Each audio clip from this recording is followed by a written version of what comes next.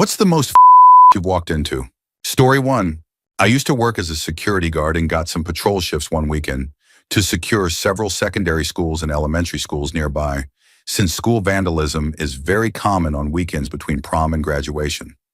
While patrolling through an elementary school yard at around dusk, which was about 8 o'clock in the evening, I came upon a boy and a girl at the swing set in a very inappropriate situation for that place. I used my most authoritative voice to say, "This is not a good place to be doing that." The boy immediately started crying uncontrollably, and the girl panicked and ran away, leaving him behind. He would not stop crying, completely overwhelmed. I spent a long time calming him down before escorting him off school property. I never called the police or filed a report, figuring that the emotional impact of that moment would probably be enough of a deterrent. Story 2. I was delivering a parcel to a business in a remote location, walked in and found a very strange scene with a young woman and an elderly man. She paused and told me to wait, then came over and signed for the delivery before going back to gather what was on the floor while the man shouted a thank you. There must have been about 30 cucumbers scattered around. Later that same day, I delivered a parcel to another man who was in the middle of being arrested. The police allowed him to sign, and he made a provocative remark about the package, to which one of the officers replied sharply that he should keep quiet. It was a bizarre day, and I still look back with amusement at that first encounter with the old man. Story 3. I was the spot kid at a car dealership when I was 18. My job was moving cars around the lot, and whenever there was a spot, which was the term for when a salesman sold a car, I would clean it. I also cleaned up trade-ins and other vehicles when I could. We had taken in a huge conversion van as a trade, and I kept putting off cleaning it since it would take hours. Finally, one slow night, I grabbed the keys and headed to the back of the lot. When I opened the door, I unexpectedly found two of the male salesmen in a compromising situation on the pull-out bed, while the female sales manager watched from a swivel chair. There were also drugs involved. I shut the door quietly and walked away, never cleaning that van. Later, the service manager asked why I had not done it yet, and I told him that the sales manager had said I did not have to, so he should ask her. A few days later, the van was loaded and sent to auction, and nothing more was said. The sales office felt awkward for a while when I was around, but then the events of September 11th happened, and everything else was forgotten. Story 4. In the late 1990s, there was an after-hours bar I used to go to in Philadelphia. Since I was bartending at the time, it was a good place to grab a drink after work. It was run by the mob, and you pretty much had to know someone to be allowed in. Until midnight, it was a lesbian bar. Then they would close and reopen at 2 o'clock in the morning. One night I got out of work early and decided to go over there at around 1 o'clock. The bouncer knew my uncle well, so when I walked up, he let me in even though they were not officially open. I went upstairs, turned the corner, and saw the bartender behind the bar, and on the other side, a man chained to a chair. Two mob guys I recognized were beating him badly, and there was blood all over him. They were not asking questions, just hitting him. The bartender looked at me and asked if I wanted a drink. I said, "No, you know what? I will come back after you open." And I turned right around and walked back downstairs like Grandpa Simpson in that famous scene. When I left, I told the bouncer he might not want to let anyone else in early that night, and then I left. Story 5. This happened to someone I know in a different hospital. The hospital had a relatively small intensive care unit with a total of somewhere between 6 and 10 beds. A patient was admitted for an out-of-control infection that developed after he went swimming in a lake about a week after discharge from a previous hospital admission when he had managed to catch his clothes on fire. He had severe burns covering his entire lower body, from his ankles to his waist, including very sensitive areas. Swimming in unclean water after something like that is a recipe for disaster. He was diagnosed with necrotizing fasciitis and had recently undergone a surgical debridement of his lower body, and the nurses and patients nearby in the intensive care unit were constantly complaining about the strong odor coming from his room due to the infected skin. He was a pleasant man caught in a very bad situation, but he had an extremely loud and disruptive girlfriend who was constantly harassing the medical staff. My friend, a physical therapist assistant, walked into the patient's room to get him moving for the day and was not really paying attention to the sounds behind the curtain. He pulled it back, and was shocked to see the girlfriend in a very inappropriate situation with the patient. And in the process, they had removed all of his medical dressings, which were heavily saturated with drainage and hanging off the bed. My friend said the smell hit him first, but what he saw stayed in his memory forever. From what he recalled, the patient passed away about a week later from complications of infection, and my friend says he still pictures that scene every time he gets a patient in that same room in the intensive care unit. Story 6. Not me, but a friend. We both worked in a fairly upscale hotel. He worked in maintenance and got a call to fix a broken door latch. As he approached the room, a very upset teenage girl stormed out, yelling at her parents that she was not watching this again. The girl let my friend into the room, and then things got very strange. The girl's parents were extremely overweight and lying under the covers in bed, which at first did not seem unusual. They instructed my friend to begin the repair, but as he gathered his tools, the parents unexpectedly behaved in a way that left him deeply uncomfortable. Instead of allowing him space, they insisted he continue working despite the inappropriate situation unfolding right in front of him. Shaken, he tried to finish quickly, struggling to focus on the latch he had been called to fix. As he left, one final strange image stuck in his mind: the father casually holding a glass of chocolate milk, while everything else continued around him. My friend admits he has never forgotten that disturbing and surreal day. Story 7. This summer, I was leaving work in a rural area in New York. I got to the main highway, let a motorcycle pass, turned, and started down the road behind him. He was going fast. Anyone who lives in rural New York can probably guess where this is going. I saw a deer running across a field ahead of us. Surely the man on the motorcycle saw the deer. Hopefully the deer heard the motorcycle, but no. The deer ran into the road, the man lost control, and the deer miraculously jumped over the skidding bike and ran off. I stopped my car, ran to the man while dialing 911. There was a thin layer of what had once been part of his foot spread out over the road. He was screaming for me to get the bike off him. Other drivers stopped, and together we pulled the bike off, while I was still trying to reach emergency services. His hand was badly injured, and his foot was pinned under the motorcycle. His shoe had come off, and his foot was damaged down to the bone. He took off his helmet, and we realized he was probably close to 80 years old. He was chewing on a toothpick, which had gone through his lip in the crash. We tied a belt around his leg to stop the bleeding.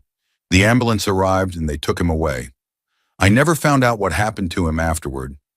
He had been wearing jeans, a leather jacket, no gloves, and loafers. The dark skid mark left behind by his foot remained visible on the road for several days until rain finally washed it away. Story 8. I was backpacking through Europe with 3 friends years ago, and this happened in Amsterdam. One of our friends had gotten sick during the trip and had missed a lot of our time in Prague and all of our time in Berlin, which was roughly 10 days. In Amsterdam, he finally felt better and decided to join us on one of those tourist pub crawls on his very first night out since being ill. Long story short, he got absolutely drunk and was all over the place. When we moved on to a different bar with the group, we looked around and could not find him anymore at around 10 o'clock in the evening. We assumed he had either gone home or would meet up with us, but since we were drunk too, we just assumed the best. By 4 o'clock in the morning, we were walking back to our hostel without any sign of him, hoping he was back and asleep. When we opened the door, we found him in the fetal position in his boxers on the floor of the room. What started as a sigh of relief quickly turned into horror and disgust, as we noticed he, along with the entire room, was covered in filth. It was smeared on the beds, on the walls, on him, on his back, and on his hands. There was also vomit spread throughout the bathroom. The strangest part was that his clothes had been neatly folded at the end of his bed. He had no memory of what had happened that night. Even 10 years later, I can still picture and smell that room. Story 9. A few years ago, right after my husband and I got married, we went to his family reunion.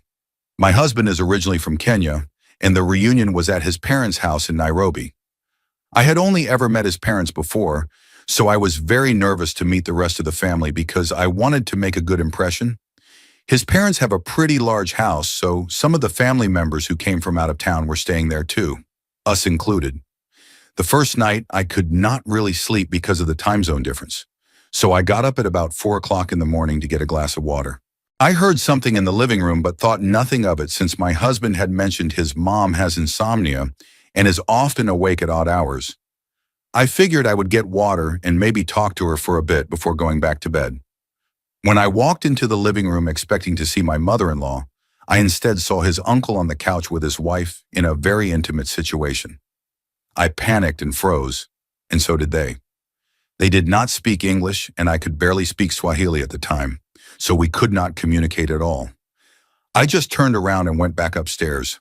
I never mentioned it again, but to this day, seeing them at holidays is still very awkward. Storyten. I was drunk at a party in a bar with two of my roommates. The line for the bathroom was massive, so I decided to go outside and relieve myself against a stone wall across the street. There I met a man who had been kicked out of the party. He asked if I wanted to use a normal bathroom. I said yes and followed him to his place just around the corner, above my usual coffee shop in the Netherlands. I went upstairs and used his bathroom, but when I walked out, he was standing there holding a large kitchen knife and said, "How about I stab you right now?" Being drunk and not fully processing, I replied, "I'd rather you did not." He put the knife down, and I followed him to the living room where there was a piano. He asked if I played, and still nervous from the knife, I mumbled yes, even though I really could not. He told me to play, and as he threatened me again with the knife, I tapped a few random keys. Then he rolled a joint, asked if I wanted some, and I sat down with him on the couch. My friend called and asked where I was, and I explained I was above the coffee shop. My friend came over, rang the bell, and also got threatened before joining us on the couch to smoke. We got high, eventually left, and I never saw that man again. Story 11.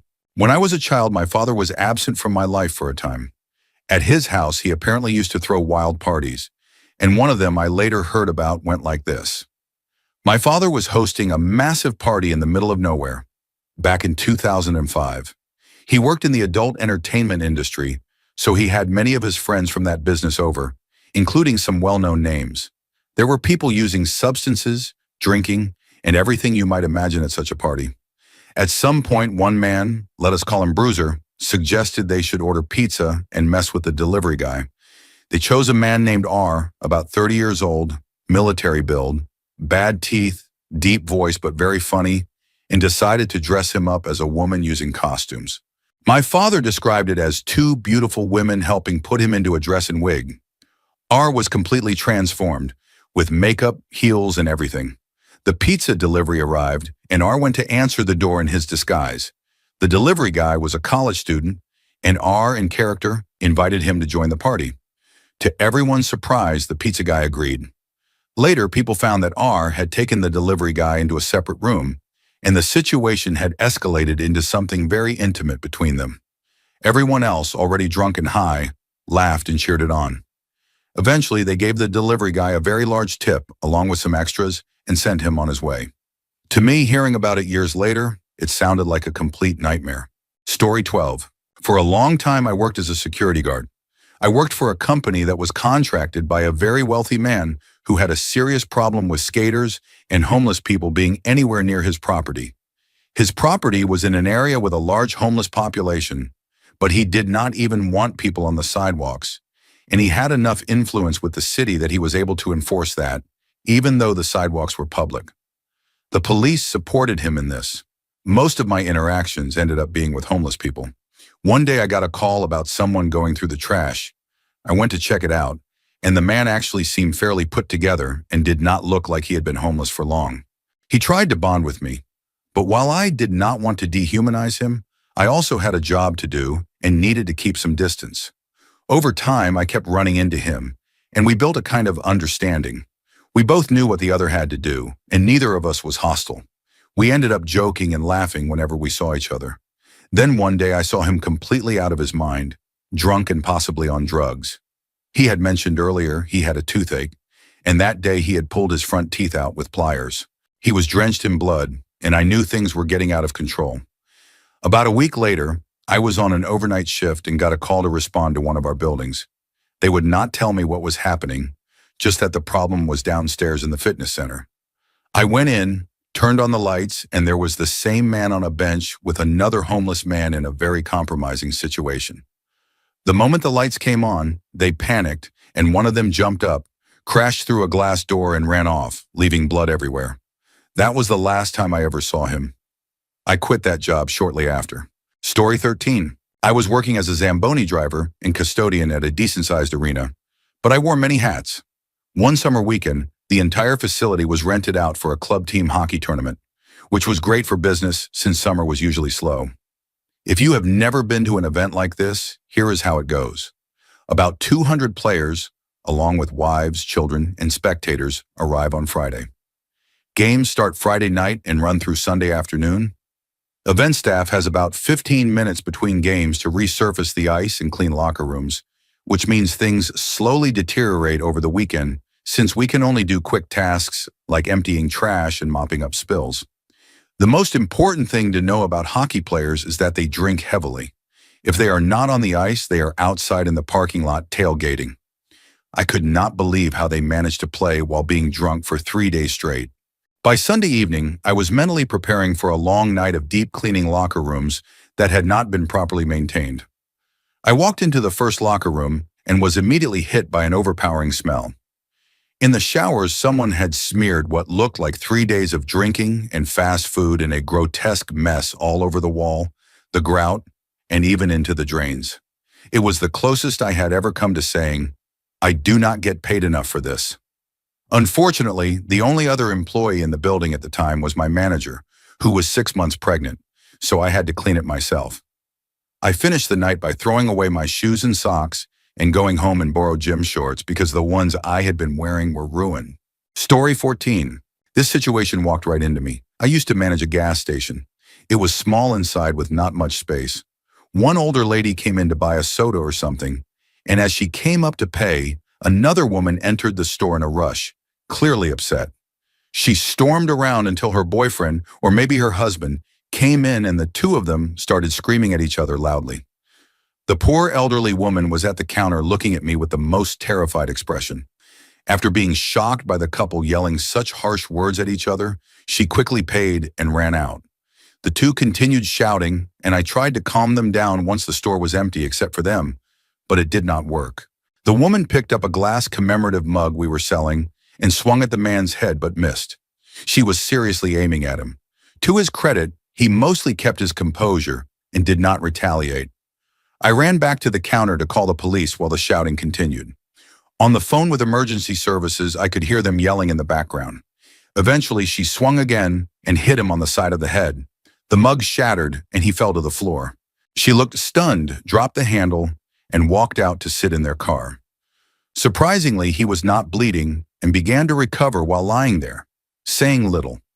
The police finally arrived, questioned them, and took them away. I was left cleaning up broken glass and candy boxes, though luckily no blood. The next day their car was gone from the parking lot, so one of them must have been released. I never did find out what they were fighting about or how it ended. Story 15. I was stationed in Hawaii and went to pick up some jungle boots I had dropped off to be resold.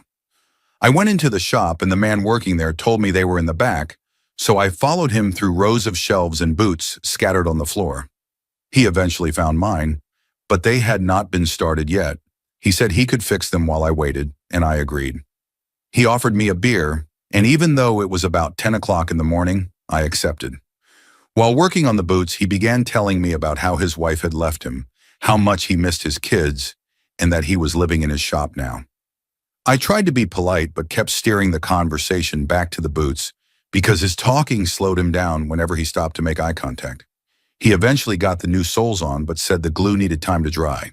Then he went further back into the shop and returned with a soda can and a lighter, asking me if I used substances and if I wanted to try.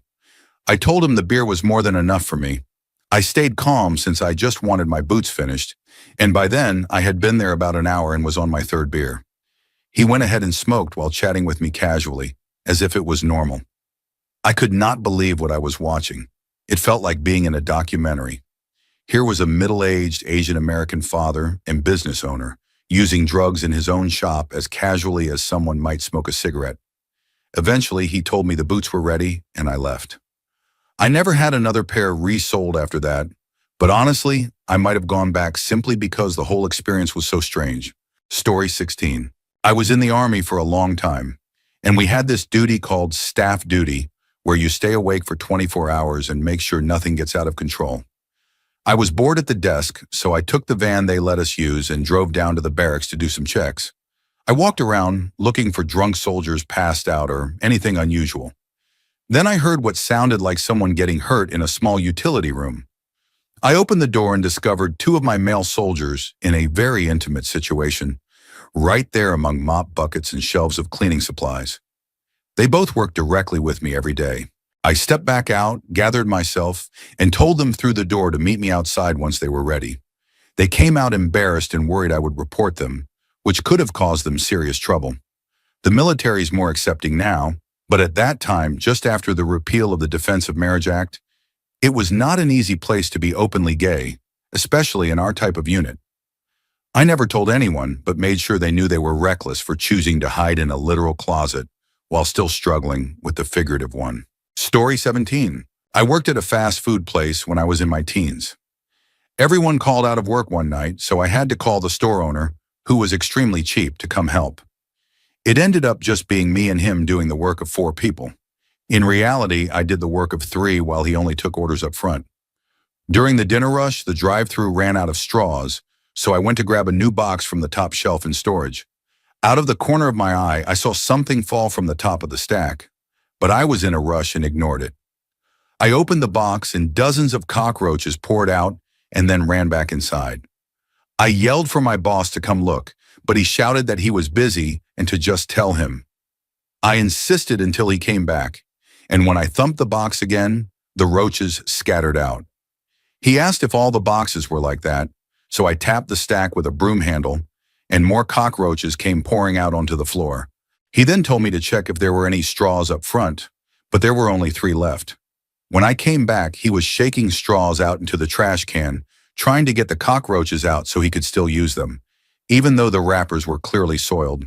He looked at me and said, "They have wrappers, they are still good." I walked out right then in the middle of the rush. I assume he had to close since he did not know how anything worked.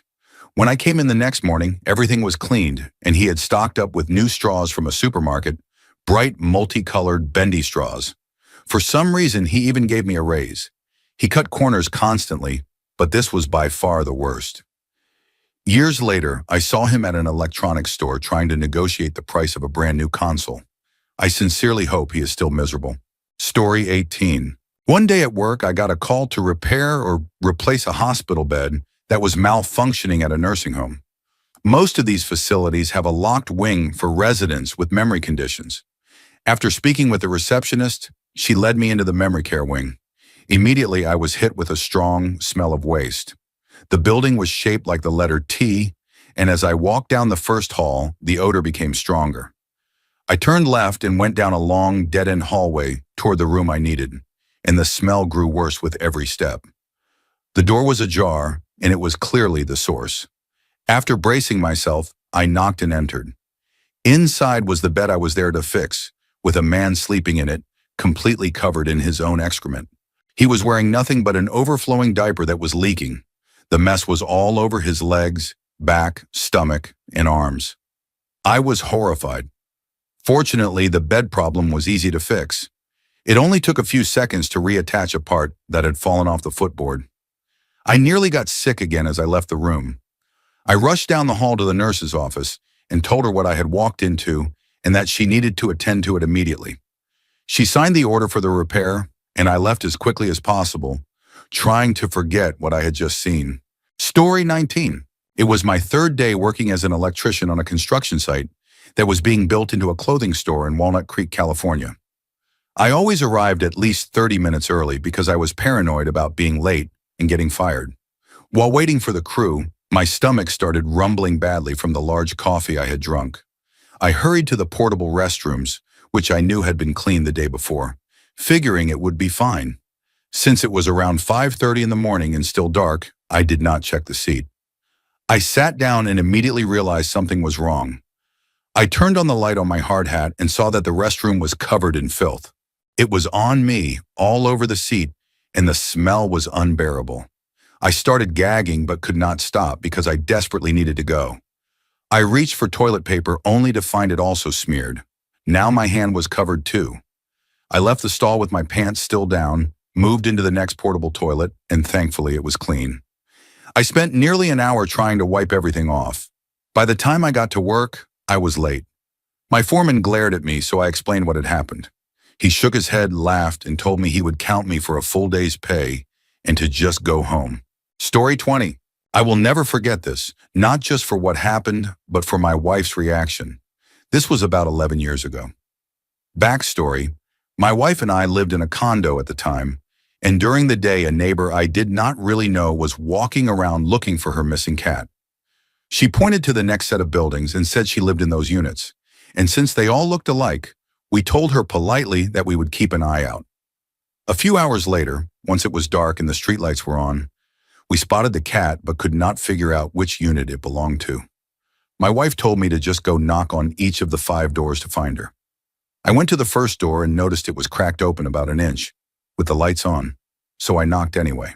A friendly female voice replied, "Hello."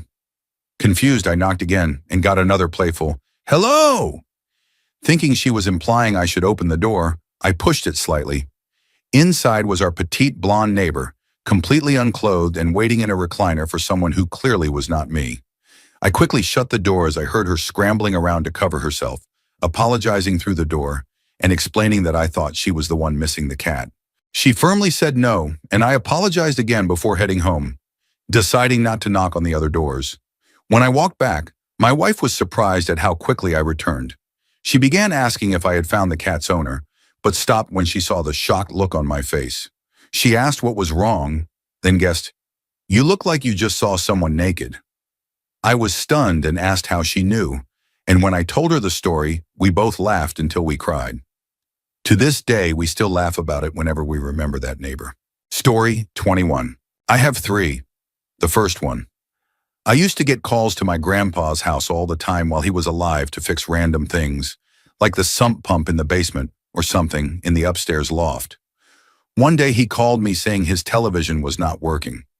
Usually it was something simple, and sure enough, he had just set it to the wrong input. I pressed the button, and suddenly the screen filled with very explicit adult content at full volume. Grandpa was completely unfazed, simply thanking me for fixing it, while I joked that blasting the sound like that could blow his speakers. The second, my friends and I once witnessed a terrible car accident. A man was driving recklessly, drifting around a corner at high speed, when he hit a boulder, went airborne, and crashed upside down into the side of a building. We and several other drivers rushed to help. We tried to pry open the door or move the car, but even with about a dozen people, it was wedged in too tightly. We spoke to the driver, who could only reach out a hand, but the rest of him was trapped. It felt like forever before the fire department and police arrived, and when they did, they waited for someone to shut off power and gas to the building before acting. I was furious, yelling at them that a man was inside, and nearly got arrested. Sadly, he died inside the car before anything was done. The third, I was at a party with a lot of friends and everyone was heavily intoxicated. As people were leaving, I went to find the friend who had driven us there. I found him upstairs in a dark room, with his pants down, trying to be intimate with a girl. At first I laughed and started to joke that I would give him time, but then I realized the girl was unconscious, completely passed out. I immediately pulled him away and told him we were leaving. 2 days later, the girl's friend called me asking if I knew him, and I said yes, bracing myself to tell the police what I had seen if needed. Instead, she just asked for his number and address. They never reported it, and somehow she and my friend stayed in contact, but I stopped hanging out with him from that night forward. Story 22. The apartment above us was on fire. When it comes to fight or flight, I always thought I would run, but maybe not. It was a large Victorian house split into 3 units, and I lived in the basement. The man above me had draped clothes over a chair that got pushed against a radiator. He left for work, and evidently, it ignited. As I was getting ready for my own job, the top-floor neighbor banged on my door, yelling that the place was on fire. He was known for being eccentric, so I stepped outside to see for myself. Sure enough, gray and black smoke was pouring from the middle of the building. He already had a fire extinguisher, so I ran back through my unit to grab another from the laundry room. We ran up to the middle unit, and I kicked the door in without thinking about safety. Immediately, we were hit by thick smoke and incredible heat, like the wave you get from opening an oven, only 100 times stronger. I briefly wondered if I still had eyebrows. As the smoke billowed out, I could see flames not far from the door. I pulled my shirt over my mouth and nose and sprayed the fire as I moved closer. My neighbor opened the front door to release smoke and then helped me put out the burning chair, walls, and cabinets. Just as our extinguishers emptied, we heard the fire trucks pulling up. The firefighters finished the job, putting out a few hot spots. They said the fire had nearly reached a gas line that could have blown up the whole building. The landlord was grateful and gave me free rent for the next month.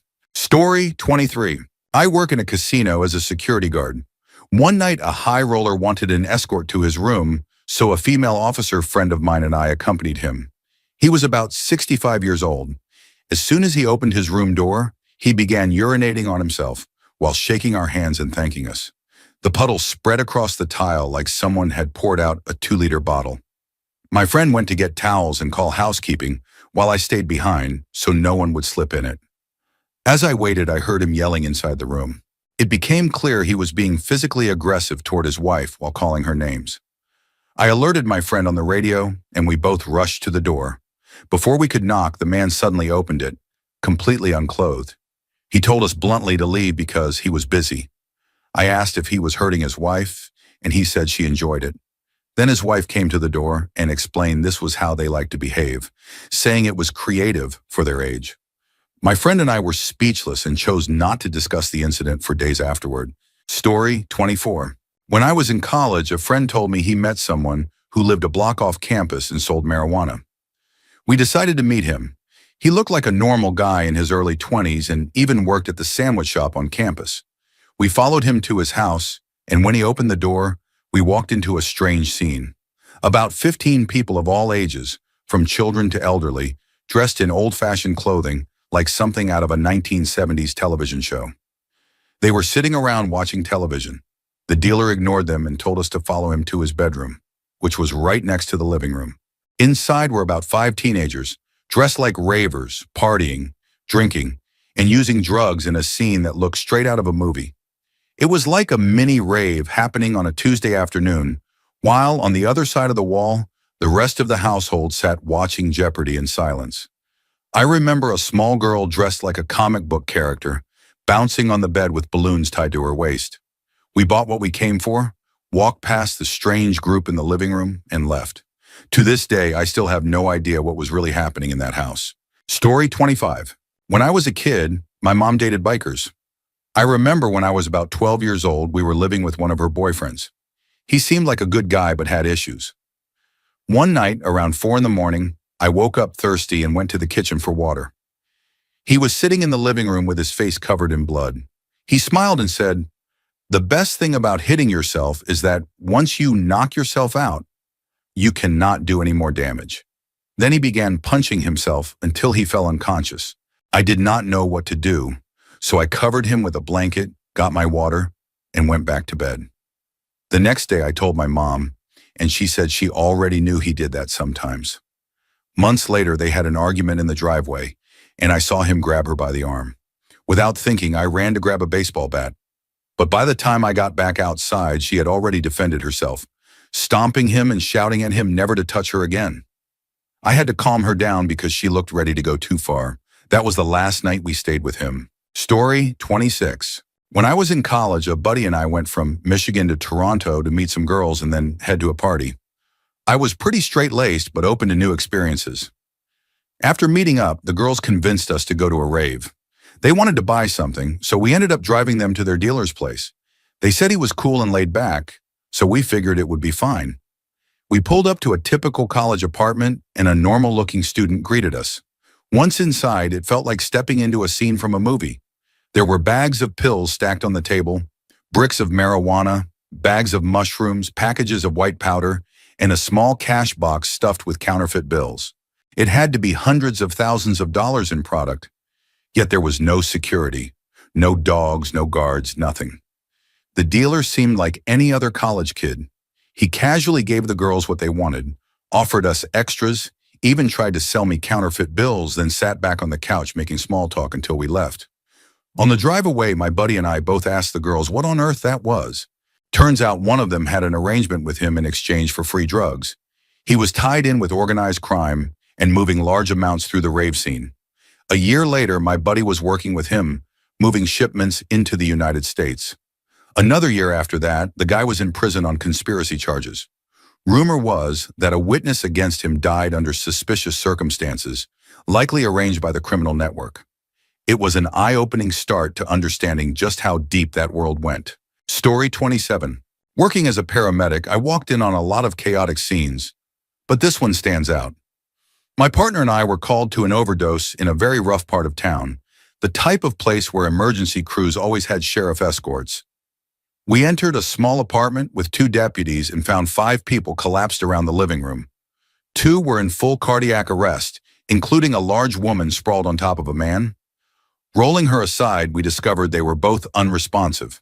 Another man on the floor still had a weak pulse but was barely breathing. Classic signs of an opioid overdose. My partner found another woman on the couch, also alive but struggling. In the corner, a man slumped with a belt around his arm, and a needle beside him stirred when I roused him. He admitted he had used Hero and asked for help. I placed him on oxygen while focusing on the others. We had only 2 oxygen tanks, so I requested more from the fire department as they approached. I began administering naloxone intramuscularly, first to the man on the floor, then to the woman on the couch, and finally a smaller dose to the man in the corner.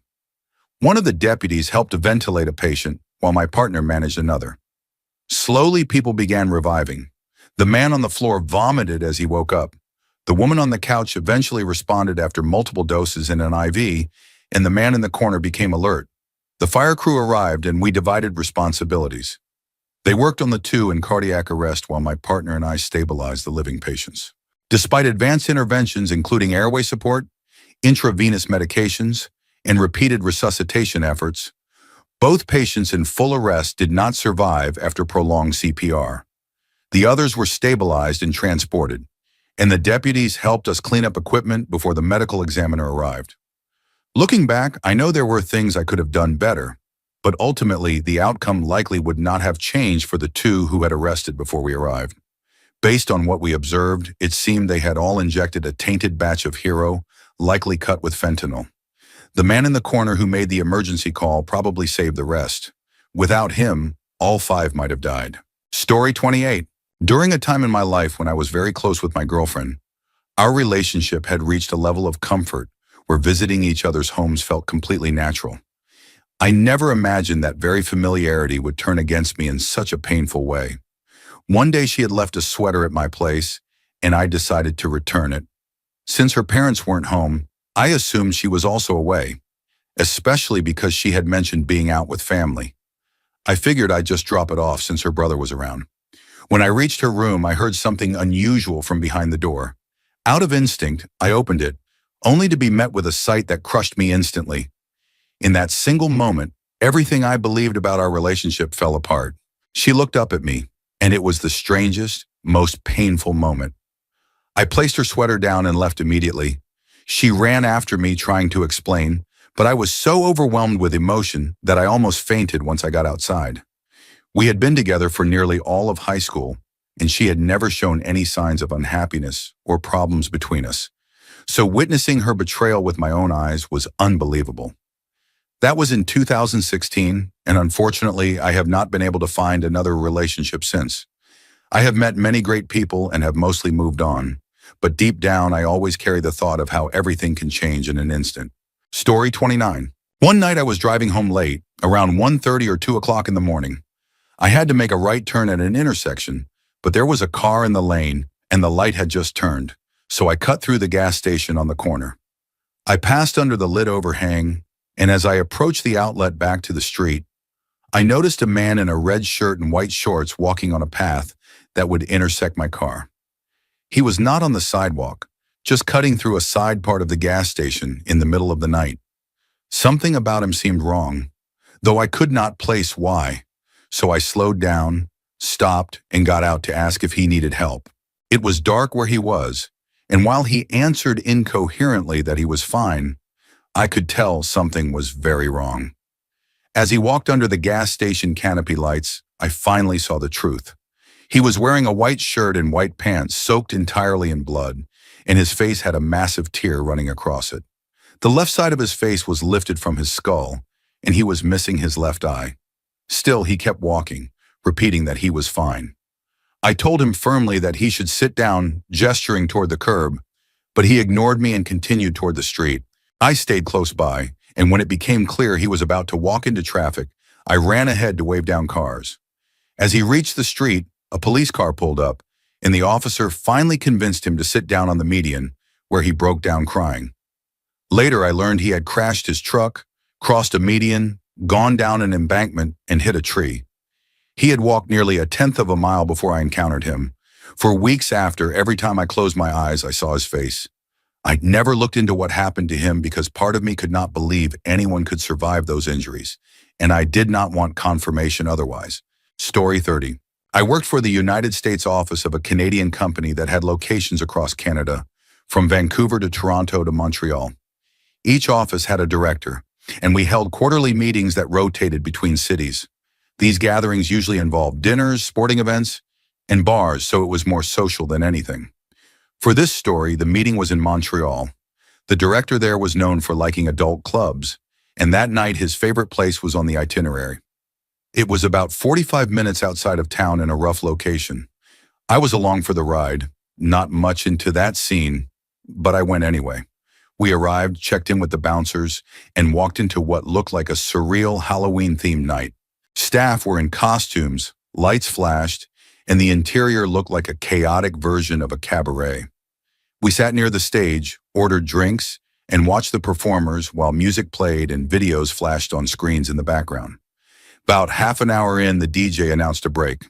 Suddenly, smoke poured from behind the stage curtain, lights spun, rock music blasted, and out marched a full band of little people dressed in complete Kiss makeup and costumes. They were 4-foot-tall versions of Gene Simmons, Paul Stanley, Ace Frehley, and Peter Criss, performing full-on Kiss covers with total energy. The scene was beyond anything I could have imagined.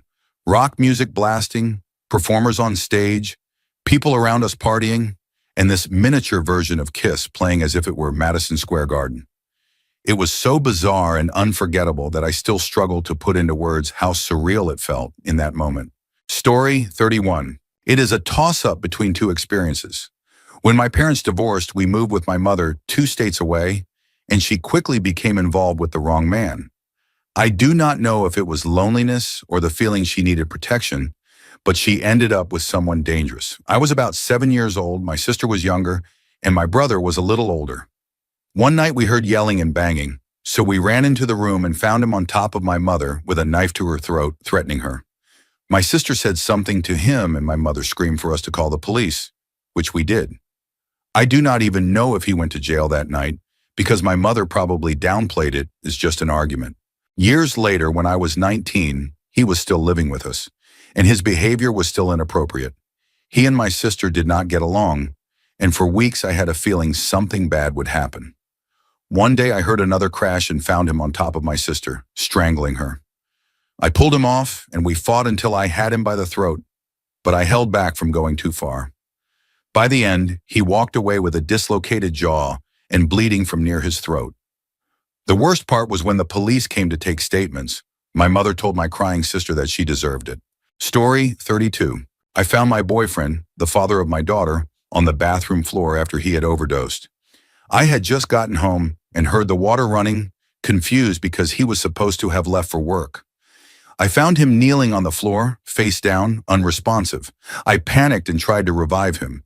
But even though I had medication that could sometimes help in those cases, it was too late. What haunts me most was when I lifted him. His face was so slack and lifeless.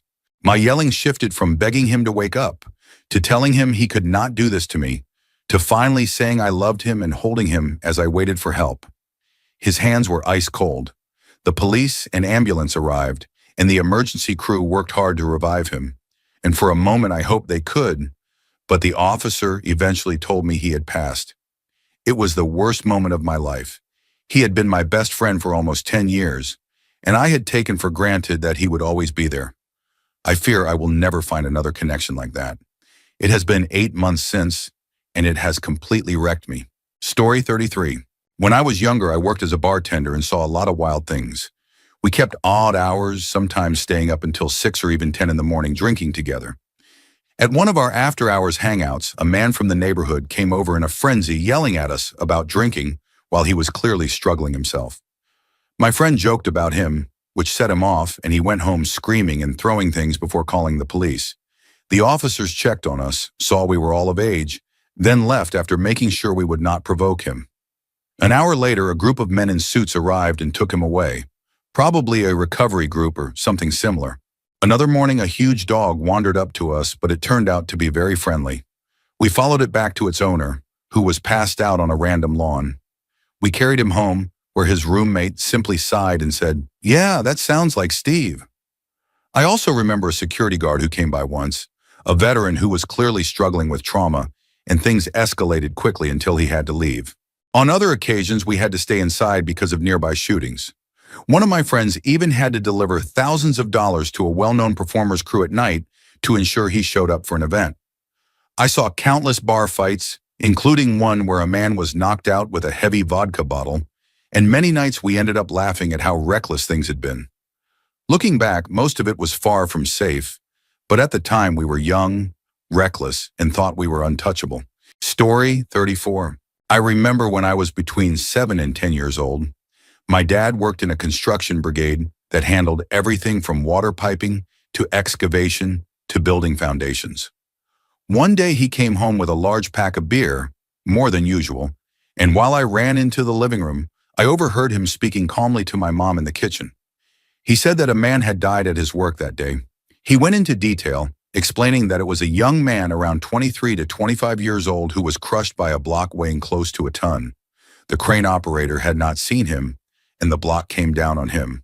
My father said he witnessed the entire thing and rushed over, but the man only gasped a few times before passing away. It was gruesome, and I was shocked just listening.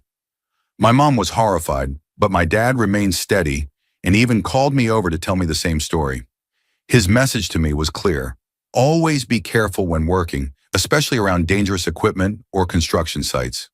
From those stories, I learned that life can end instantly if you are not careful or if you lose focus while on the job. Story 35. I knew a guy named Kyle who had a kind, soft-spoken demeanor. His girlfriend was the same way. Nice and seemingly innocent. The type who did not laugh at crude jokes. We all lived in the same college dorm and often rotated which room we would hang out in. One night, a group of us were in Kyle's room watching a show.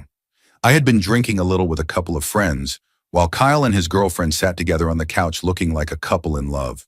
Eventually, the others excused themselves, leaving just me with Kyle and his girlfriend. I decided to head up to my room on the 7th floor, but realized too late that I had left my key behind in Kyle's room on the 2nd floor. Too drunk to think about knocking, I simply walked back in. And that is when I saw his girlfriend over his knee while he spanked her. Kyle looked at me, noticed my eyes fall to my keys on the floor, picked them up, and tossed them to me. Story 36. I worked in a cinema a few years ago, and during a Harry Potter release on a Saturday night, the staff were exhausted after the last shows had gone in. We suddenly heard commotion coming from one of the corridors as the film ended. A woman had vomited a huge amount of popcorn onto the carpet near the restroom, but that was not the worst part. She kept pointing toward the disabled restroom. We thought she wanted to go inside, so I opened the door and was hit with a nightmare sight. The restroom was completely covered in human waste from the toilet seat to the floor, walls, and even the mirror, with clothing items left behind. The rule at the cinema was that whoever spotted a mess had to clean it, but no one wanted to. The manager brought out straws and said whoever drew the shortest would do it. I was safe, but the new employee, unfamiliar with the system, ended up stuck with the task. The manager unfairly changed the rules to push it onto him. He worked there for years afterward, and whenever there was a similar mess, he never had to clean it again. Years later, I met him as my rideshare driver, and the first thing he said was how he finally understood what the short straw meant. We had a good laugh about it. Story 37. I got so sick with the flu that I nearly died on Christmas Day several years ago. At the hospital that morning, I saw a father with 4 teenage or young adult children arrive looking devastated. A nurse came out, and the family broke down crying. Their mother had attempted to take her life with a mix of pills and alcohol, and she was in a coma. The doctor later told them she was likely brain dead, and machines were only keeping her alive. More family arrived throughout the day, one by one being crushed by the news on what was supposed to be a holiday. Meanwhile, I had gone in thinking it was the worst day of my life because I had been violently ill for 3 days with fever, vomiting, and dehydration. When they admitted me, I was given fluids through IV lines in both arms and medication until I finally felt stable enough to go home. Seeing that family's tragedy unfold put my own suffering into perspective. Story 38. When I was working in animal control, I experienced the most disturbing home I had ever entered. On my day off, a colleague asked for help capturing 25 cats from an apartment. The man who lived there was a double amputee who moved around on his hands, and as we entered, I realized the floor was coated in a layer of filth and rotting carpet. The smell hit me like a wall, pure ammonia mixed with garbage and sewage. In the bedroom, cups filled with urine were scattered across the floor, and sick cats darted around them, spilling the contents as they ran. The worst moment came when I poked a decaying couch with my catch pole, and hundreds of insects poured out. By the end, we learned an elderly woman on oxygen lived there as well. During my time in animal control, I saw heartbreaking things. Animals hit by cars, severely injured dogs, even pets beside deceased owners. But the memory of that apartment, especially that couch, still haunts me. Story 39. I was working as a cocktail waitress at one of the only decent bars in a small college town when the drain behind the ice machine started to overflow. At first it did not smell, and it was not obvious what was happening, only that water was not draining properly. We assumed it was just a failure in the usual bar drainage system, where sink and ice water flowed. We had experienced drain issues before, and since the owner did not want to close during the summer off-season, when only regulars such as professors and lawyers came in, we tried to keep the bar running. Even 2 of the owner investors were there that night. Earlier, the owner of the building had stopped by with a date, saw the problem, had a drink, and left without concern. His lease made him responsible only for the roof and walls, leaving everything else to the bar. He had a reputation in town as a very eccentric man, and he owned a large portion of the local property. The bar layout included a path to a back garden with a side hall where the ice machine and equipment sat. That night I found myself ankle deep in water, wearing flats and a knee-length skirt, mopping with a bucket as the bartender continued to serve drinks. At first, everyone thought it was just water, but we quickly realized it was sewage backing up from the old system in the building. The bartender said I looked like an angry version of Cinderella. An investor gave me a $50 tip, but looking back, it was not worth it. Story 40. This one I did not walk into so much as wake up to. About a month ago, my mom, my sister, and I were driving to school and work. The route included a secluded section of highway with many sharp curves and trees. That morning was very cold and we hit black ice, sending our car off the road and into a deep ditch among the trees. I struck my head during the crash and lost consciousness. When I woke up later, all I could see was broken glass and blood, some of it mine, but most belonging to my twin sister. The car door had collapsed on me, pinning me down. My sister was in critical condition with a fractured skull and a traumatic brain injury, making awful noises that I can only describe as haunting. My mom had not woken up, and for a moment I believed she was gone. That week became the most terrifying of my life, and I would never want to experience anything like it again. Story 41. I will avoid going into details about what I saw in the Army, but a few years after I got out, I was sitting at work, bored, and decided to take the rest of the day off after lunch. The drive home was semi-rural, mostly a straight shot up the highway for about 15 minutes with a gas station, a couple of liquor stores, and a few motels along the way. Halfway home, there was a liquor store and motel on one side of the road, and a barber shop with a small club building on the other side. A man had apparently come out of the liquor store and was waiting in the median to cross. It was around 12:30 in the afternoon, and traffic was light. A young woman in a white Toyota sped past me in the fast lane, probably going 70 miles per hour while I was doing 60, when suddenly the man decided to cross and walk directly into her path. I saw his leg get hit, and when his shoe came off, the leg landed on my hood and stayed there as I braked. I ran toward the Toyota, and he had been thrown through the windshield, ending up crumpled in the seats, gravely injured. The young driver, probably late teens or early 20s, was screaming nonstop. Within 5 minutes, paramedics and police arrived and took over. It was by far the worst thing I had witnessed since leaving the military, and it was a chilling reminder of how quickly life can go from ordinary to devastating. Story 42. As a former firefighter and medic, there was one apartment complex we responded to frequently after it had been taken over by the Federal Emergency Management Agency following Hurricane Katrina. One particular apartment was so unsanitary that we often had to insist the residents bring the patient outside rather than sending us in. On one of the last occasions, we were called there again, and when I stepped inside, I noticed dirty laundry near the entry. A pair of a young girl's underwear, around 10 to 12 years old, was leaning stiffly against the wall. When I moved past it, the fabric shifted, and I tapped it with my foot. Hundreds of tiny insects scattered up the walls. My lieutenant, who was further inside, immediately started yelling, and both he and the paramedics rushed out, nearly knocking me over. Looking back inside, I realized the entire apartment was infested with what we later learned were German cockroaches, and my team had been crunching across them without realizing. Sadly, this was not new. We had seen infestations there before, and many units in that complex were in the same condition. But management could not do much without going through government channels to shut it down temporarily for fumigation. To this day, I do not miss stepping foot in that place. Story 43. A while back, in a small town where I used to live, there was a cleaners and dry cleaning shop owned by the kindest couple, an older Asian husband and wife, probably in their mid to late 60s. The entire community loved them, and even the children were especially fond of them. One day I dropped off a shirt and suit to get cleaned. Since I lived around the corner and the lady knew me well, she often let me bring my clothes and pay her at the end of the week. A few days later, I pulled into the parking lot to pick up my things and saw the husband walking in with a large duffel bag. I waved, but he did not respond, and I thought maybe he had not seen me. About 5 minutes later, I heard shouting followed by a burst of gunfire. It only lasted a few seconds before one final loud shot rang out. Shaken, I got out of my car and approached the shop. Inside, I saw a heartbreaking scene.